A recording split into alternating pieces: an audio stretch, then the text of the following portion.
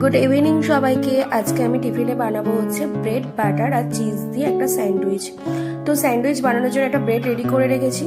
তো আজকে ব্রেডটা আমি কোনো আলু বা চিকেন দিয়ে বানাবো না, নর্মাল পেঁয়াজ দিয়ে বানাবো। একটা পেঁয়াজকে আমি কেটে রেখেছি, দিয়ে কড়াইটা ভালো করে গরম করে 1 থেকে 1.5 চামচের মতন আমি তেল দিয়ে দিলাম। দিয়ে গরম করার পর ছেড়ে দিলাম কড়াইয়ের মধ্যে, দিয়ে পরিমাণ মতো নুন আর 1 চামচের মতন একটুখানি হলুদ গুঁড়ো দিয়ে ভালো করে পেঁয়াজটাকে আমি নেড়ে নিলাম। নেড়ে নেওয়ার পরে 1 থেকে 2 মিনিট ভালো করে নেড়ে নেওয়ার পর আমি কুচানো রসুনগুলোকে 1 চামচের মতন দিয়ে দিলাম।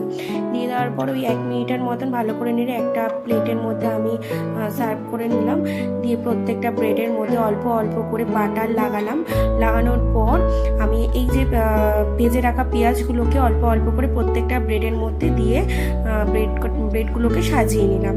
সাজিয়ে নেওয়ার পর আমি চিজ প্রত্যেকটার মধ্যে অল্প অল্প করে চিজগুলো দিয়ে প্রত্যেকটা ব্রেডের মধ্যে অল্প অল্প করে পরিমাণ মতন চিজ দিয়ে আমি ব্রেডগুলোকে রেডি করে নিলাম।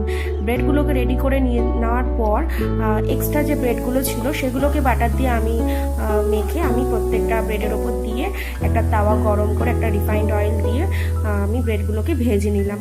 তোমরা ঘি দিয়েও ভাজতে পারো, তবে এত রিচভাবে আমি করিনি, আজকে নর্মালভাবেই করেছি।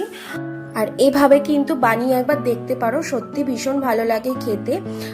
পিট করে ব্রেডগুলোকে ভেজে একটা প্লেটের মধ্যে আমি তুলে নেওয়ার পরে আমি ব্রেডগুলোকে আবারও বাটার দিয়ে তার উপর থেকে একটুখানি হালকা একটু বাটার মাখিয়ে নিলাম, দিয়ে মেয়োনিজ দিয়ে রেডি করে নিলাম আজকের টিফিনটা।